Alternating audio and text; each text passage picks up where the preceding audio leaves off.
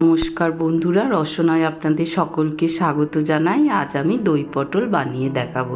তার জন্য কয়েকটা কাজু বাদাম আর 2 চামচ পোস্ত আর 4টে কাঁচা লঙ্কা জলে ভিজিয়ে কিছুক্ষণ রেখে পেস্ট করে নেব।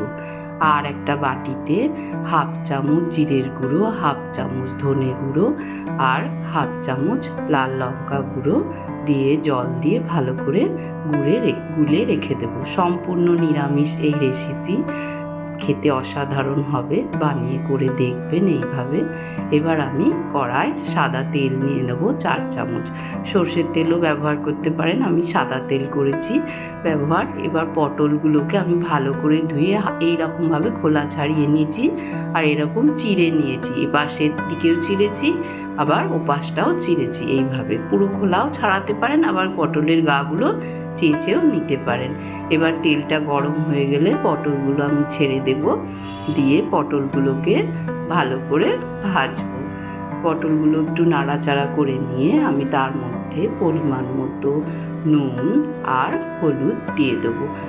পটলগুলোকে খুব ভালোভাবে লো ফ্লেমে ভাজতে হবে। খুব গ্যাসটা জোরে করে ভাজবেন না, তাহলে কালার চলে আসবে কিন্তু পটলগুলো নরম হবে না। নুন হলুদ দিয়ে ভালোভাবে আস্তে আস্তে ধীরে ধীরে গ্যাসের ফ্লেম স্লো করে ধৈর্য ধরে পটলগুলোকে ভালো করে ভেজে নেবেন। যখন দেখবেন পটলগুলো নাড়াচাড়া করে ভাজতে ভাজতে একটু ভাজা ভাজা হয়ে যাবে আর পটলটা এইরকম হয়ে যাবে, দেখুন পটলের কালারটা চেঞ্জ হয়ে গেছে আর পটলটা আমার এখন ভাজা হয়ে গেছে, প্রায় 80% পটলটা সিদ্ধ হয়ে গেছে। এবার আমি একটা ছাঁচার সাহায্যে পটলটাকে তুলে রাখবো। এবার আমি ওই কড়ার তেলেতেই একটা শুকনো লঙ্কা আর হাফ চামচ কালো জিরে ফোড়ন দেব। এটা একটা সম্পূর্ণ নিরামিষ রান্না। এই রান্নাটা লুচি, পরোটা, তারপর রুটি, পোলাও সবের সঙ্গে খুব ভালো লাগবে খেতে। এবার আমি যে মশলাটা গুলে রেখেছিলাম সেটা তেলের মধ্যে দিয়ে দেব, দিয়ে ভালো করে মশলাটাকে তেলের সাথে কষিয়ে নেব।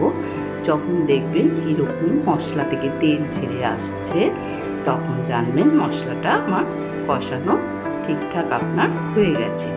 এবার তার মধ্যে আমি কাজু বাদাম, কাঁচা লঙ্কা আর পোস্তর যে পেস্টটা বানিয়ে রেখেছিলাম সেটা দিয়ে দেব।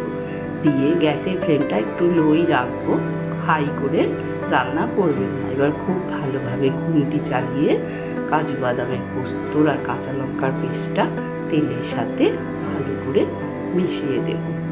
যখন দেখবেন তেল ছাড়তে শুরু করেছে মশলা থেকে আর এইভাবে যখন গ্রেভিটা তৈরি হয়ে যাবে, তখন তার মধ্যে আমি 1 কাপ ফ্যাটানো টক দই দিয়ে দেব। টক দই দেওয়ার সময়ও গ্যাসের ফ্লেম লো রাখবেন, তাহলে দইটা ফেটে যাবে। আর দেওয়ার সাথে সাথে খুব ভালোভাবে মশলার সাথে দইটাকে মিশিয়ে দেবেন, দিয়ে খুব ভালোভাবে মিশাবেন। মিশিয়ে কষানো হয়ে গেলে যখন দেখবেন গ্রেভিটা ফুটতে শুরু করেছে, তখন পরিমাণ মতো গ্রেভির মধ্যে আমি নুন আর অল্প সামান্য চিনি দিয়ে দেব।